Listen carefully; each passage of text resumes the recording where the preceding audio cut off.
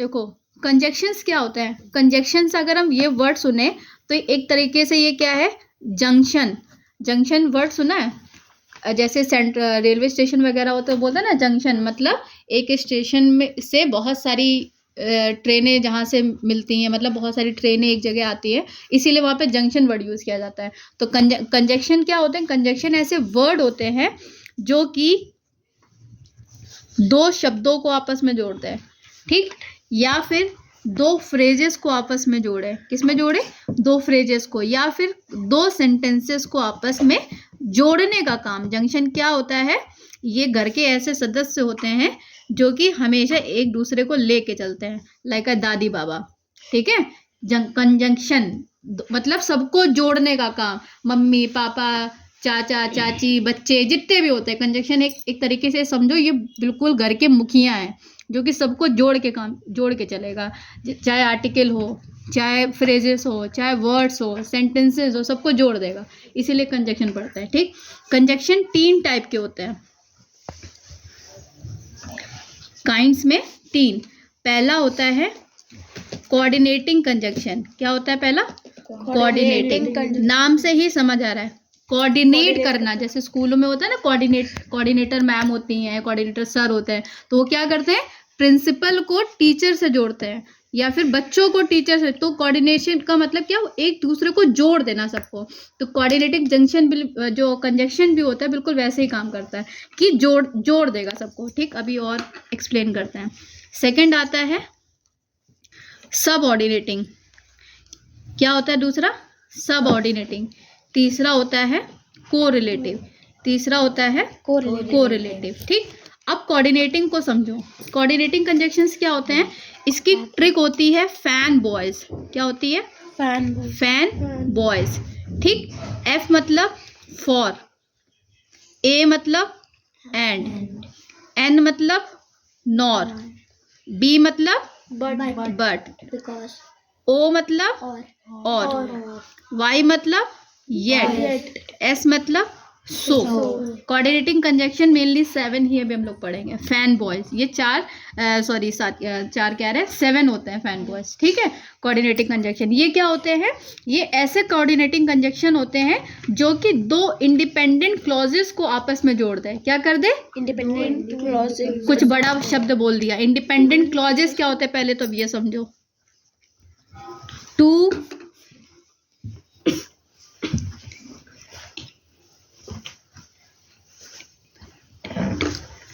To independent clauses को आपस में ज्वाइन करता है, ठीक। इंडिपेंडेंट क्लॉजेस क्या होते हैं, इसको क्लियरली समझना, ठीक। इंडिपेंडेंट जैसे हमने बोला ही इज यंग और ही इज इंटेलिजेंट, ठीक। वो यंग है, वो इंटेलिजेंट है। क्या ये क्लॉज है, क्लॉज मतलब क्योंकि यहाँ पे सब्जेक्ट भी है, इसके साथ वर्ब भी है, इसका ऑब्जेक्ट भी है, इसको बोलते हैं क्लॉज। हम बोलते हैं ना हमेशा फ्रेज क्लॉज, तो क्लॉज क्या होता है, जिसमें सब्जेक्ट वर्ब ऑब्जेक्ट तीनों होता है, मतलब पूरा कंप्लीट सेंटेंस, वो क्लॉज। फ्रेज जैसे फ्रेजल वर्ब पढ़ते हैं ना, जो मतलब वो उसका कंप्लीट सेंस नहीं होता, ठीक। तो ये क्लॉज हो गया, इंडिपेंडेंट क्लॉज हुआ, ये भी क्लॉज हुआ क्योंकि सब्जेक्ट है, वर्ब है और ऑब्जेक्ट भी है। लेकिन क्या ये सेंटेंस इसके ऊपर डिपेंड कर रहा है, क्या वो यंग है तो यंग से इंटेलिजेंट पे कोई फर्क पड़ेगा, या इंटेलिजेंट होने से यंग पे कोई फर्क पड़ रहा है। इंडिपेंडेंट है, बिल्कुल इंडिपेंडेंट है। मतलब बाबा थे, बाबा के 2 सुपुत्र हो गए, वो ना इन पे डिपेंडेंट है, दोनों बच्चों को पढ़ाया लिखाया, दोनों एक दूसरे पे बिल्कुल मतलब डिपेंडेंट बना दिया, कि डिपेंडेंट मतलब उनके पैरों पे खड़ा कर दिया। तो क्या छोटा भाई बड़े भाई पे डिपेंड नहीं होगा, बड़ा भाई छोटे पे डिपेंड नहीं होगा। तो ऐसे क्लॉज क्या होते हैं, इंडिपेंडेंट क्लॉज। क्या होते हैं, इंडिपेंडेंट, ठीक। अब इन दोनों को जोड़ने का काम जो करेगा वो होता है कोऑर्डिनेटिंग कंजंक्शन। क्या होता है, कोऑर्डिनेटिंग कंजंक्शन, ठीक। क्लियर समझ आया। अब इसको कैसे जोड़ेंगे, अब जैसे ही इज ये 2 बार बोलना जरूरी है नहीं, हम इसको ऐसे लिख सकते हैं, ही is young and he is intelligent, and he is intelligent, हमने एंड से जोड़ दिया, ठीक है। He is young and he is intelligent, या फिर ही इज यंग एंड इंटेलिजेंट, ऐसे भी हो सकता था। समझ आ गया? दोनों तरीके से लिख, he is young and he is intelligent, या he is young and intelligent, ऐसे भी लिख सकते थे, ठीक। अब इंडिपेंडेंट क्लॉजेस को अलग अलग तरीके से पढ़ो। जैसे पहला आता है एंड, ठीक। एंड क्या करता है? ये इंफॉर्मेशन को ऐड करता है। क्या करता है? इंफॉर्मेशन ऐड करता है, एड्स इंफॉर्मेशन। क्या करता है? इंफॉर्मेशन ऐड करता है। जैसे हमने सेंटेंस दिया, I got dressed, I left for school, ठीक। I got dressed, I left for school. तो वो जो स्कूल गया, स्कूल जो गया, उसकी इंफॉर्मेशन क्या दे रहा है कि वो ड्रेस उसको मिल चुकी थी तब वो चला गया, है ना। तो इसकी इंफॉर्मेशन को ऐड कर रहा है ना, तो इन दोनों को आपस में जोड़ के क्या लिख देंगे? आई got dressed and left for school, left for school. देखो यहाँ पर भी आई और आई दोनों सेम थे, दोनों सब्जेक्ट सेम थे ना, इसीलिए दोनों सब्जेक्ट को बार बार लिखना नेसेसरी नहीं है। लेकिन हाँ, अगर दो अलग अलग जैसे सब्जेक्ट होते तो वहाँ पर हम सब्जेक्ट लिखना पड़ता। लेकिन यहाँ पे दोनों ही सब्जेक्ट एक है, इसलिए नहीं लिखा। I got dress and left for school. तो इसने क्या किया? इसको एंड क्या कर रहा है? इंफॉर्मेशन ऐड कर रहा है, इसीलिए एंड लिखेंगे, ठीक। सेकंड आता है बट। बट जो होता है वो हमेशा कंट्रास्टिंग में आता है। कंट्रास्ट मतलब जस्ट अपोजिट सेंस देगा। क्या देगा? जस्ट अपोजिट सेंस देगा, कंट्रास्ट। जैसे कि he was unwell, he went to school, ठीक। he was unwell, he went to school मतलब वो स्कूल गया लेकिन फिर भी वो मतलब उसके स्वास्थ्य सही नहीं था, उसके बावजूद वो स्कूल गया। कंट्रास्टिंग हो गया, हुआ contrast. Just opposite sense they रहा है कि नहीं हो रहा? तो क्या हो जाएगा? इसको सेंटेंस में क्या जोड़ोगे? He was unwell, but he went to school.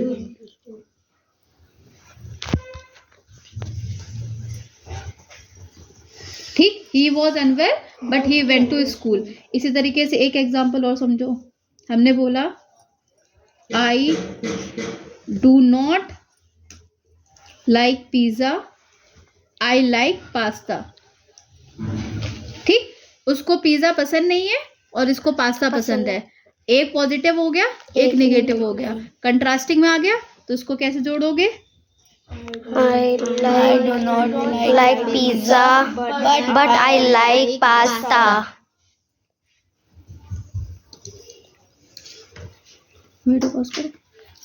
Third, अब आता है और क्या बताता है?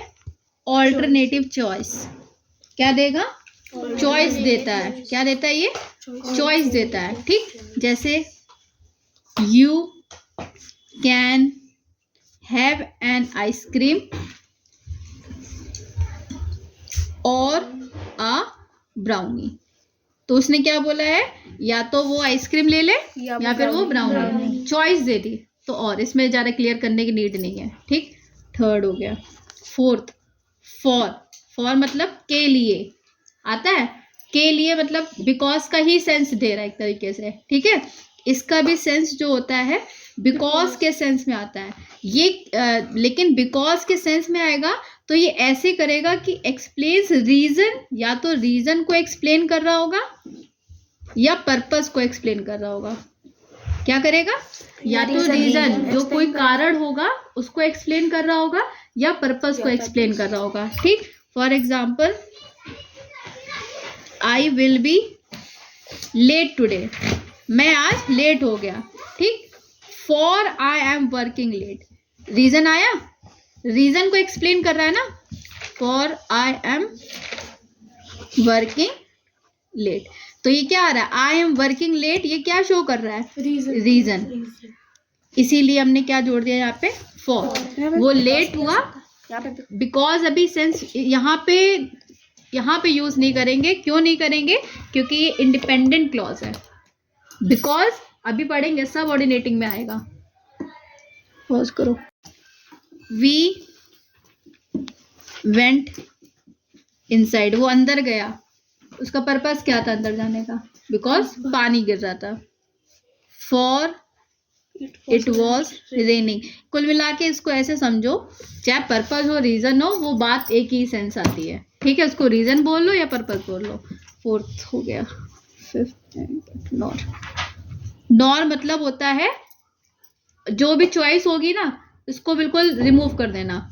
ठीक है, रिमूव ऑल्टरनेटिव्स. क्या करेगा? Remove alternative. नॉर का मतलब जो भी चॉइस मिल रही थी, जैसे और चॉइस दे रहा था, नॉर चॉइस नहीं देगा. नॉर चॉइस नहीं देगा. ठीक. Gayatri does not like the mountains. ठीक, गायत्री जो है उसको माउंटेन्स पसंद नहीं है. ना ही माउंटेन पसंद है, ना ही उसको बीच पसंद है. ना ही उसको बीच पसंद है. गायत्री को ना ही माउंटेन पसंद है ना ही बीच. तो इसने ऑल्टरनेटिव था ना जो माउंटेन्स और बीच के बिटवीन में, वो बिल्कुल रिमूव कर दिया. इसीलिए नॉट यूज करेंगे. क्या यूज करेंगे? नॉट. अब आता है येट. ठीक, ये भी कंट्रास्टिंग आइडिया को ही देगा. किसको देगा? कंट्रास्टिंग आइडिया को देगा. ठीक, एक तरीके से जो येट और बट है, मतलब कई हद तक 80% सेम का ही सेंस देंगे. For example, Hardeep worked hard yet he could not clear the exam. ठीक, हरदीप ने बहुत कड़ी मेहनत करी थी. हरदीप ने बहुत कड़ी, एक इंडिपेंडेंट क्लॉज हो गया, कड़ी मेहनत करी. तो पूरा सेंटेंस है he could not clear the exam. वो एग्जाम को क्लियर नहीं कर पाया. तो क्या ये सेंटेंस इसके ऊपर डिपेंड कर रहा है? दोनों इंडिपेंडेंट है. इंडिपेंडेंट क्लॉज है. क्यों? क्योंकि सब्जेक्ट भी है, वर्ब भी है, ऑब्जेक्ट भी है. इंडिपेंडेंट क्लॉज है और दोनों को जोड़ कौन रहा है? येट. मतलब उसने कड़ी मेहनत तो करी, फिर भी वो एग्जाम में पास नहीं आ पाया. कंट्रास्टिंग आइडिया आया. कड़ी मेहनत और पास नहीं होना. आइडिया जो आया बिल्कुल कंट्रास्ट कर रहा है और हिंदी में सेंस आ रहा है फिर भी. इसीलिए क्या हो गया? ये येट में आ गया. 7th, सो एक तरीके से देता है एज अ रिजल्ट. परिणाम को, जो परिणाम होता है उसको शो करता है. सो रिजल्ट शो करता है. ठीक, या फिर देयरफॉर हम लोग लिखते हैं ना, देयरफॉर रिजल्ट शो करता है. For example, it was raining so we stayed. अभी एग्जाम्पल दे चुके हैं. So we stayed indoors. ठीक, वो लोग अंदर क्यों हैं? क्योंकि बाहर बरसात हो रही है. क्या हो रही है? बाहर बरसात हो रही है. तो सो जो होता है वो इसका रिजल्ट शो कर रहा है ना. अंदर जो इंडोर में है वो क्या है? रिजल्ट है ना. किसका रिजल्ट है? रेनिंग का. तो सो जो होता है वो देयरफॉर या फिर एज अ रिजल्ट शो करता है. सो क्या शो करता है? देयरफॉर या एज अ रिजल्ट शो करता है. नहीं, सब ऑर्डिनेटिंग कंजक्शन. देखो, जैसे हमने कोऑर्डिनेटिंग में पढ़ा, अभी कहानी हमने बताई थी कि चाचा और पापा जब वो पढ़ लिख जाते हैं तो वो अपनी अपनी फैमिली चलाते हैं. एक दूसरे पे डिपेंडेंट नहीं है, इंडिपेंडेंट. सब ऑर्डिनेटिंग का एग्जांपल दिया कि जैसे हम लोग हैं, बच्चे अपने माँ बाप के ऊपर डिपेंडेंट होते हैं ना. तो उसका एग्जाम्पल सब ऑर्डिनेटिंग की तरह ले लो. ठीक, सब ऑर्डिनेटिंग में हम डायरेक्टली ऐसे समझाने जा रहे हैं. जैसे लिखा पहला बिफोर. क्या लिखा? बिफोर जनरली जो सेंस होता है टाइम का सेंस देता है. किसका देता है? टाइम का सेंस देगा. ठीक, जैसे स्विच ऑफ द लाइट्स. ठीक, before you leave. Switch off the light before you leave. देखो, switch off the light sentence पूरा है, सेंस है कि नहीं है? तो ये पूरा एक क्लॉज हो गया. क्या हो गया? ये पूरा एक क्लॉज हो गया. कैसा क्लॉज हो गया? इंडिपेंडेंट क्लॉज हो गया। क्या हो गया ये? इंडिपेंडेंट। यू लीव, ये क्या हो गया? Dependent clause. उसने क्या बोला? लाइट स्विच ऑफ कर दो, जाने से पहले लाइट स्विच ऑफ कर देना। तो लाइट स्विच ऑफ कर देना तो पूरा इंडिपेंडेंट हो गया ना। लेकिन ये लीव जो है वो किसके ऊपर डिपेंड हो गया? लाइट के ऊपर डिपेंड हो गया। तो ये क्या हो गया? डिपेंडेंट क्लॉज, क्योंकि सब्जेक्ट और वर्ब तो है लेकिन इसका ऑब्जेक्ट नहीं है।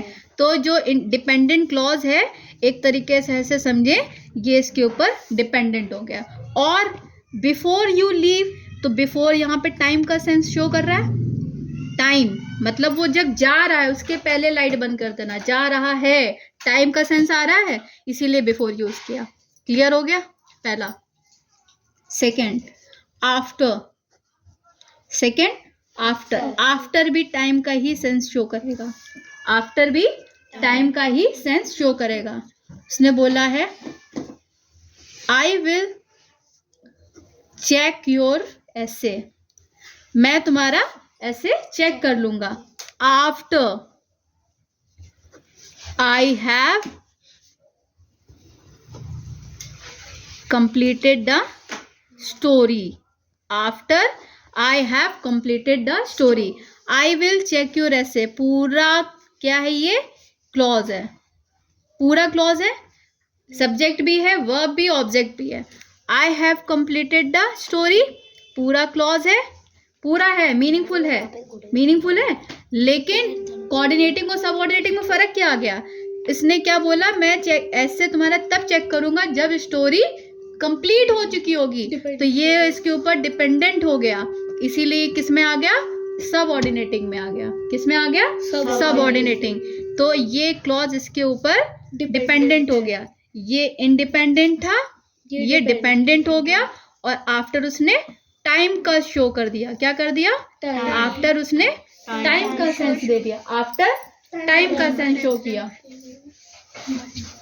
Third, until. Third, until. Until भी टाइम का ही शो करेगा। अंटिल भी टाइम भी शो करेगा। उसने बोला wait until I come back. I come back, मतलब मैं वापसी आऊंगा। क्लॉज हुआ पूरा। वेट, ये क्या हो गया? ये भी क्लॉज मतलब एक तरीके से फ्रेज हो गया, क्योंकि सेंस नहीं आ रहा है। ठीक, उसने बोला वेट करो, लेकिन क्यों वेट करो? उसने बोला जब तक मैं नहीं आ जाता। तो ये इसके वेट क्या हो गया? इसके ऊपर डिपेंडेंट। समझ आ रही है अच्छे से बात? और अंटिल टाइम का शो कर रहा है। अंटिल टाइम, क्योंकि उसने बोला मैं मेरे आने के बाद, मैं जब तक ना आ जाऊं तब तक मेरा वेट करना। तो एक तरीके से टाइम का सेंस हो रहा है ना, इसीलिए अंटिल। फोर्थ, सिंस टाइम का ही शो करेगा। सिंस टाइम का ही शो करेगा।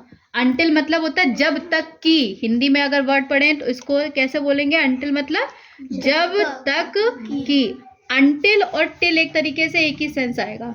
चाहे अंटिल हो चाहे टिल हो, दोनों ही कंजक्शन का काम करते हैं और दोनों का ही सेंस जब तक की आता है। टिल भी यूज कर सकते हैं, अंटिल भी यूज कर सकते हैं। ठीक, सिंस हो जो होता है वो भी टाइम का शो करता है।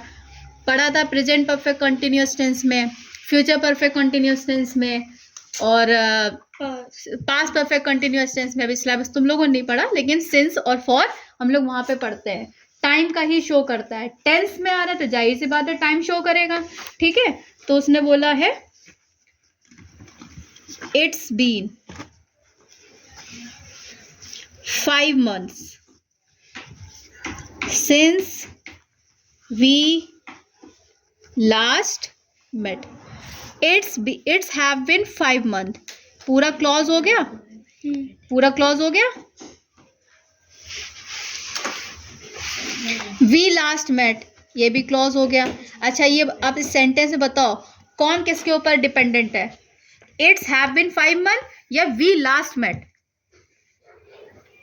आंसर दो। वी लास्ट मेट किसके ऊपर डिपेंडेंट है? हाँ, ठीक है। और सिंस टाइम का शो कर रहा है। ठीक है, उसने बोला है कि हमको जो लास्ट हम लोग मिले थे उससे हम लोगों को लास्ट 5 मंथ हो गए हैं, 5 मंथ्स हो गए हैं।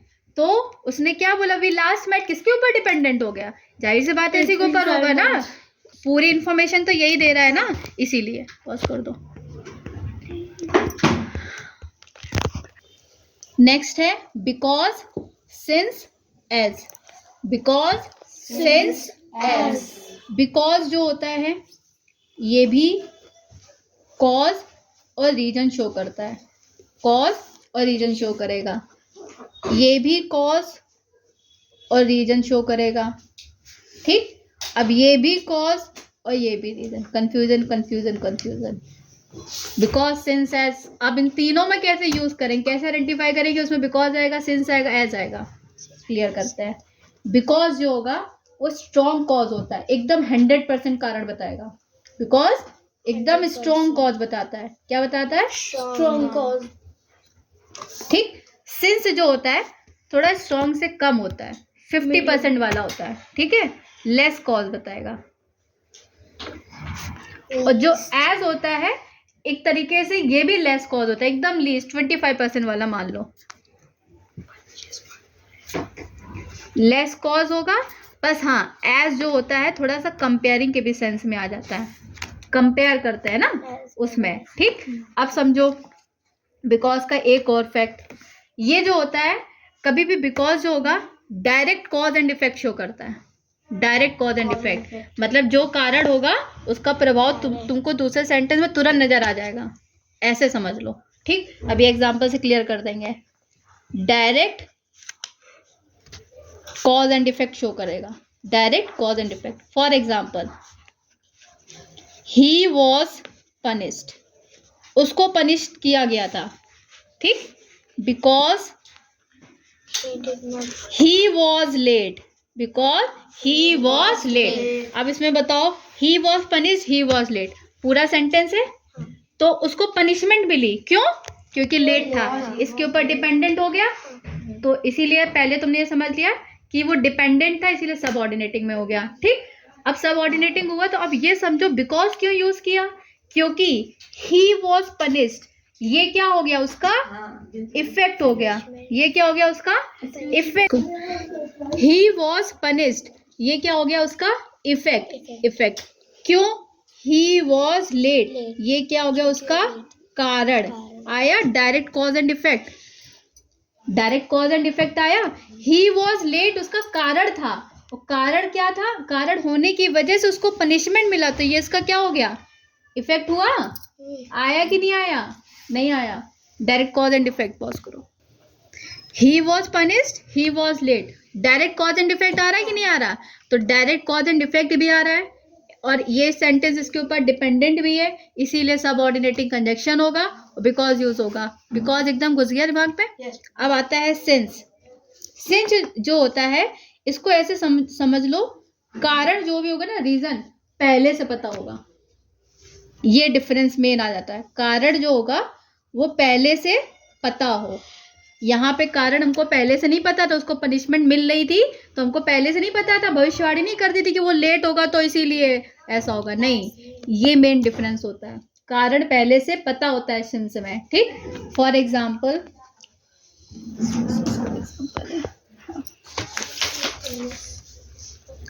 Since he was not at home, वो घर पर नहीं था। ठीक, I left a message with his brother. देखो कारण पहले से पता है, he was not at home, तभी तो मैसेज भेजा ना, हमको नहीं पता था तभी तो भाई को भेजा, कारण पहले से पता हुआ कि नहीं हुआ, और कॉज एंड रीजन दे रहा है कि नहीं दे रहा है, इसीलिए क्या यूज करेंगे, सिंस, इसीलिए क्या यूज करेंगे, since. He was not at home, clause. I left a message with his brother, clause. लेकिन ये इसके ऊपर क्या हो गया, डिपेंडेंट, इसीलिए सबऑर्डिनेटिंग।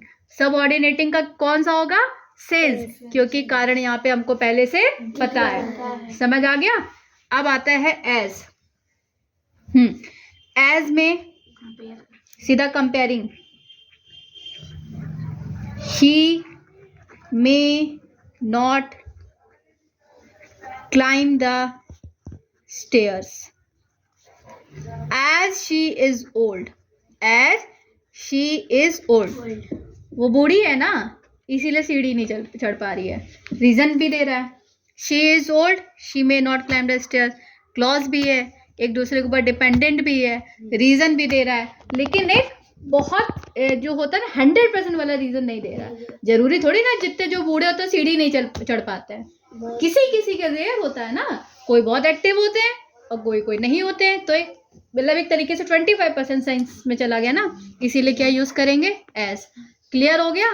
बिकॉज, सिंस, एज, तीनों ही रीजन कॉज देते हैं. बिकॉज 100% देगा, तुरंत डायरेक्ट कॉज एंड इफेक्ट नजर आता है. सिंस 50% के सेंस में आएगा और रीजन हमको पहले से पता होगा.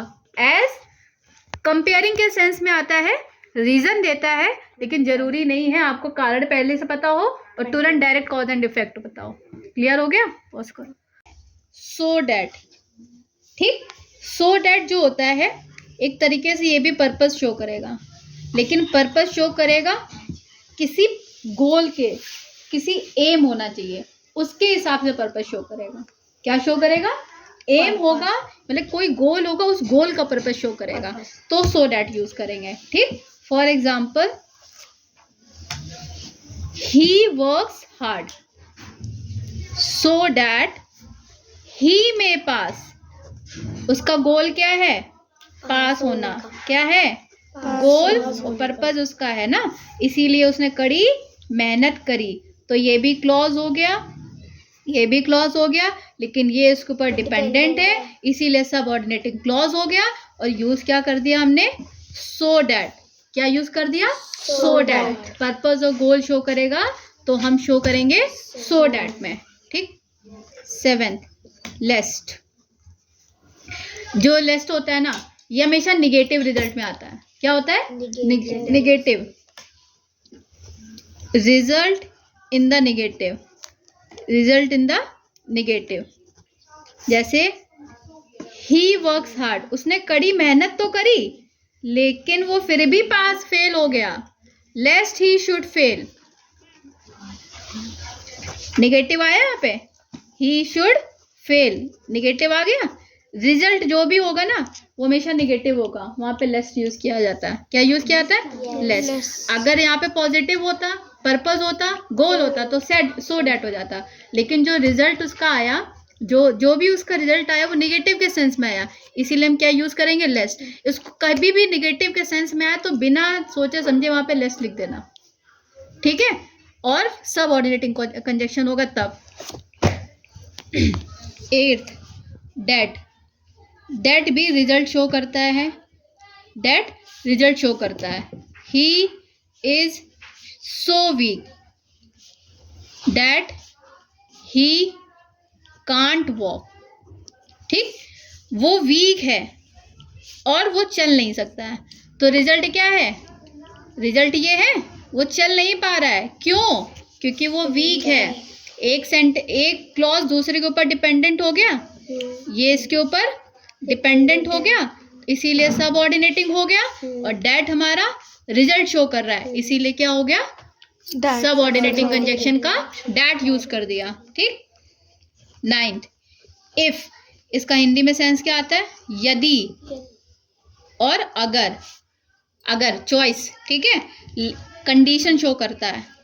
क्या शो करता है, कंडीशन शो करेगा. If you contest the election, अगर इलेक्शन में तुमको कॉन्टेस्ट करना है, you will, if you contest the election you will win. ठीक है. तुम पक्का जीतोगे अगर तुम कॉन्टेस्ट इलेक्शन, जो भी इलेक्शन में अगर तुम कॉन्टेस्ट करोगे तो तुम वहां पर जीत जाओगे. कंडीशन शो कर दी ना उसने, कंडीशन शो करी उसने. अगर यू कॉन्टेस्ट द इलेक्शन, ये क्या हो गया तुम्हारा, क्लॉज हो गया. यू विल विन क्लॉज हो गया. लेकिन ये you will win, you contest the election पे क्या है, डिपेंडेंट है, सबऑर्डिनेटिंग कंजक्शन होगा. क्या शो कर रहा है, कंडीशन शो कर रहा है. अगर तुम इलेक्शन में खड़े होगे तो तुम पक्का जीत जाओगे, कंडीशन इसीलिए इफ हो गया। ठीक, अनलेस, अनलेस भी कंडीशन शो करेगा। अब बोलोगे मैम इफ और अनलेस में फिर डिफरेंस क्या आ जाएगा? जो अनलेस होगा उस अनलेस इफ वाले में सेंटेंस में नो और नॉट का यूज कर सकते हैं, लेकिन अनलेस में कभी भी नो या नॉट का यूज नहीं करेंगे क्योंकि ये ऑलरेडी नेगेटिव के ही सेंस में आ जाता है। ठीक है, जब तक कि, ठीक है, for example you would not pass unless You study.